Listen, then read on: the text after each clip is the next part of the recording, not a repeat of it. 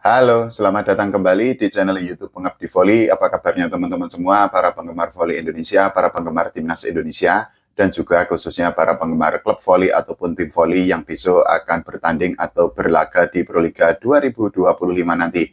Oke, hari ini kita akan membahas tentang Proliga, khususnya mengenai janji Ketua Umum PBVSI, Pak Imam Sudjarwo, untuk menghidupkan kembali atau menggairahkan kembali Proliga pada musim-musim selanjutnya. Tapi sebelumnya kita akan membahas sedikit mengenai kritikan yang diberikan oleh mantan Presiden Indonesia Pak Susilo Bambang Yudhoyono atau Pak SBY mengenai gelaran Proliga Live Volley dan juga situasi voli Indonesia pada saat ini. Beberapa hari kemarin Pak SBY itu menyampaikan beberapa poin kritikan, masukan, nasihat, dan juga saran untuk PBVSI demi kemajuan voli Indonesia. Di antaranya adalah jumlah peserta Proliga yang berkurang, khususnya di sektor putra, karena pada Proliga 2025, jumlah peserta di tim putra itu hanya berjumlah 5 klub saja. Selain itu juga ada gaji pemain untuk pemain asing yang memang dianggap terlalu tinggi oleh Pak SBY, sehingga menimbulkan kesenjangan atau demotivasi untuk para pemain lokal. Tidak hanya itu, juga Pak SBY itu menyoroti mengenai hadiah untuk para pemain terbaik, khususnya di Live Volley untuk pemain lokal yang memang jumlahnya sangat sedikit. Nah, ini sudah ada respon dari PBVSI, dari Ketua Umum PBVSI Pak Imam Sudjarwo mengenai kritikan yang disampaikan oleh Pak SBY. Jadi pada saat peluncuran Proliga 2025 kemarin pada tanggal 17 Desember 2024, Pak Imam Sudjarwo itu menjabarkan beberapa hal mengenai rencana yang akan dicapai atau akan didapatkan oleh PBVSI pada tahun-tahun setelah ini. Nah, salah satu yang menjadi sorotan oleh Pak Imam Sudjarwo itu adalah mengenai salary cap. Jadi sebelum kita membahas mengenai bagaimana janji Pak Imam Sudjarwo, kita akan membahas sedikit mengenai salary cap. Jadi salary cap itu gampangnya adalah ambang batas untuk gaji pemain, jadi ambang batas bawah dan ambang batas atas untuk para pemain, khususnya untuk para pemain asing. Nah, salary cap sendiri itu bukan merupakan sesuatu yang baru di dunia olahraga, karena di NBA itu juga ada salary cap, dan juga di sepak bola itu sudah lebih dulu dikenal dengan nama salary cap. Nah, Pak Imam Sudjarwo itu mengakui bahwa pihaknya saat ini memang sedang menggodok kemungkinan untuk menerapkan salary cap pada Proliga, tapi tidak akan di Proliga 2025, karena menurut Pak Imam Sudjarwo, peraturan atau kebijakan mengenai salary cap untuk pemain asing itu akan diberlakukan pada Proliga 2026 mendatang.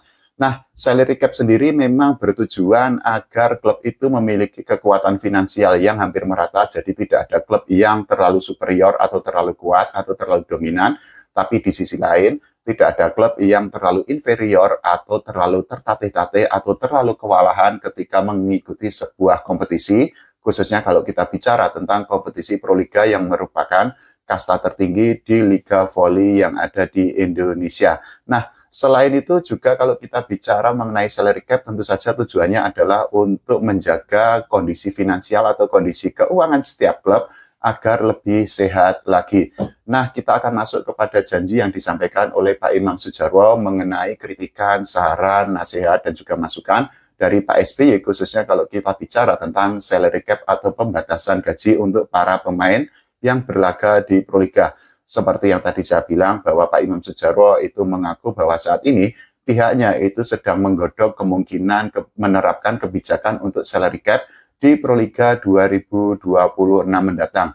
Nah, Pak Imam Sudjarwo ketika peluncuran Proliga 2025 kemarin itu juga mengakui bahwa PBVSI atau pihaknya itu memang membutuhkan masukan atau membutuhkan pendapat dari pihak lain mengenai peraturan tersebut. Karena apa? PBVSI itu bertujuan agar klub itu tidak dirugikan dan juga atlet itu tidak mengalami kerugian ketika nanti PBVSI itu menetapkan atau menerapkan kebijakan salary cap di Proliga pada tahun 2026 mendatang. Nah, ini tentu saja sebuah janji yang cukup baik, yang sangat bagus bahkan, karena apa? Karena selama ini memang harus kita akui bahwa gaji para pemain asing yang berlaga di Proliga 2025 dan juga Proliga-Proliga sebelumnya itu memang sangat jauh lebih tinggi dibandingkan para pemain lokal, dan itu tentu saja seperti yang sudah disampaikan oleh Pak SBY, menimbulkan jurang yang sangat lebar, menimbulkan kesenjangan yang sangat lebar di antara para pemain asing dan juga para pemain lokal yang bertanding di Proliga.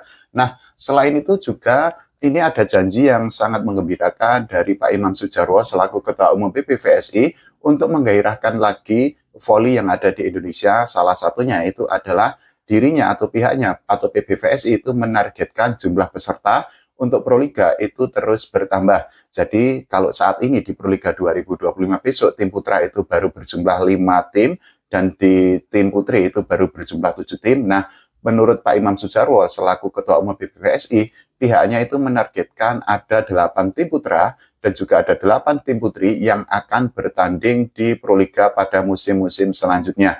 Ini tentu saja sebuah hal yang sangat baik karena apa? Kalau memang tim itu yang bertanding di Proliga itu semakin banyak, tentu akan menimbulkan atau akan memberikan suguhan tontonan yang sangat menarik bagi para voli mania atau para penggemar voli di Indonesia.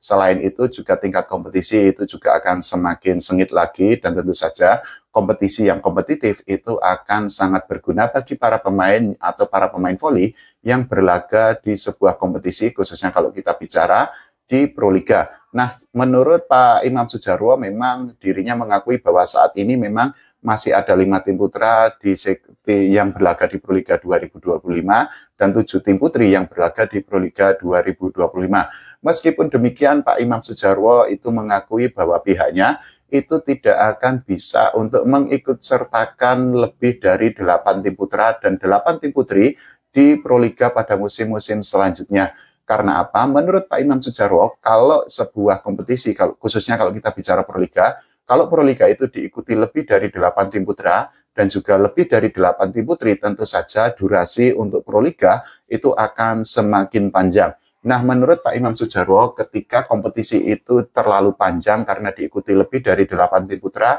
dan lebih dari 8 tim putri, tentu saja akan mengganggu jalannya pembinaan yang akan dilakukan oleh PBVSI untuk para pemain voli muda yang ada di Indonesia. Menurut Pak Imam Sudjarwo selaku Ketua Umum PBVSI, kalau sebuah kompetisi atau Proliga di musim-musim selanjutnya itu jumlah pesertanya di tim putra masing-masing 8, lebih dari 8, dan juga tim putri itu lebih dari 8, PBVSI itu tidak akan bisa melakukan pembinaan karena memang para pemain itu akan tenaganya atau pikirannya atau konsentrasinya itu sudah tersedot di Proliga yang mereka ikuti. Nah, kalau menurut teman-teman semua bagaimana tentang janji yang disampaikan oleh Pak Imam Sudjarwo? Silahkan tulis di kolom komentar. Kita doakan agar Proliga itu semakin seru lagi. Tidak lupa kita berdoa agar timnas Indonesia bisa mendapatkan prestasi tidak hanya di level SEA Games, tapi juga di level Asia dan juga di level dunia pada masa mendatang. Oke, terima kasih. Sampai jumpa.